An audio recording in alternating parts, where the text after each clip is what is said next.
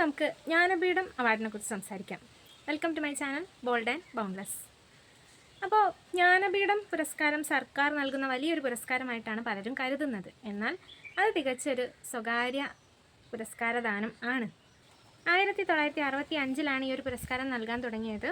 Times of ഇന്ത്യയുടെ നേതൃത്വത്തിലുള്ള ജ്ഞാനപീഠം ട്രസ്റ്റാണ് ഈ ഒരു അവാർഡ് നൽകുന്നത്. ഇതിൻ്റെ വലുപ്പം കാരണമായിരിക്കാം മേ ബി ഇതിനൊരു സർക്കാർ ഗിവൺ അവാർഡായിട്ട് ആളുകൾ കരുതുന്നത്. അതായത് ഇതിന് തുടക്കത്തിൽ തന്നെ 1 ലക്ഷം രൂപയായിരുന്നു അവാർഡ് തുകയായിട്ട് കൊടുത്തിരുന്നത്. ഇപ്പോൾ അതിൻ്റെ എമൗണ്ട് എന്ന് പറയുന്നത് 11 ലക്ഷം രൂപയും വെങ്കലത്തിൽ തീർത്ത സരസ്വതി പ്രതിമയും പ്രശസ്തി പത്രവുമാണ്. നമ്മുടെ ജ്ഞാനപീഠം പുരസ്കാരങ്ങളെ ചുറ്റിപ്പറ്റി പല വിമർശനങ്ങളും ഉയർന്നു വരുന്നുണ്ട്.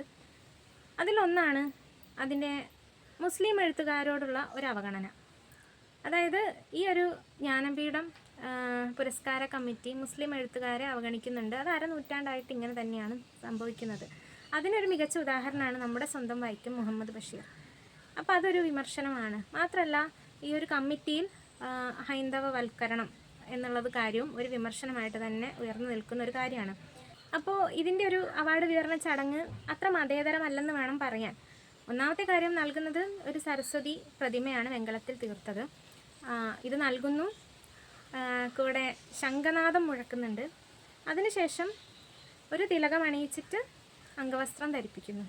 അപ്പോൾ മൊത്തത്തിൽ ഒരു ഹൈന്ദവവൽക്കരണം കണ്ടുവരുന്ന ഒരു അവാർഡ് ദാന ചടങ്ങാണ് ജ്ഞാനപീഠം പുരസ്കാരം എന്ന് പറയുന്നത്. അപ്പോൾ എൻ്റെ പോയിൻ്റ് ഓഫ് വ്യൂ ആണ് പറഞ്ഞിട്ടുള്ളത്. ആരെയും ബുദ്ധിമുട്ടിക്കാനോ വല്ല കോൺട്രവേഴ്സികൾക്കോ വേണ്ടിയുള്ളതല്ല. ഇതുപോലെ തന്നെ കുറച്ച് ടോപ്പിക്കുകളുണ്ട്. പല അവാർഡുകളിലും ഇതുപോലെ നമുക്ക് അറിയാത്ത പല കാര്യങ്ങളും ഉണ്ട്. അതുപോലെ ചില രസകരമായ കാര്യങ്ങളും ഉണ്ട്. ഫോർ എക്സാമ്പിൾ നോബൽ പ്രൈസ്, അതിൻ്റെ ഒരു തുടക്കം എങ്ങനെയായിരുന്നു എന്നുള്ളത് വളരെ രസകരമാണ്. അറിയാലോ, ഒരു തെറ്റായി വന്നൊരു പത്രവാർത്തയിൽ നിന്നാണ് അത്രയും വലിയൊരു പുരസ്കാരം നൽകപ്പെട്ടു തുടങ്ങിയത്. അതിനെക്കുറിച്ചുള്ള വീഡിയോ നിങ്ങൾക്ക് വേണമെന്നുണ്ടെങ്കിൽ ഞാൻ നെക്സ്റ്റ് ആ ഒരു വീഡിയോ ചെയ്യാം. പല അവാർഡുകളിലും കാണുന്ന കുറച്ച് കാര്യങ്ങളാണ്. അതിൽ ജ്ഞാനപീഠത്തിൽ കണ്ടുവന്ന ഒരു കാര്യം മാത്രം പറഞ്ഞു എന്നേ ഉള്ളൂ. അടുത്തൊരു വീഡിയോയിൽ നമുക്ക് വീണ്ടും കാണാം.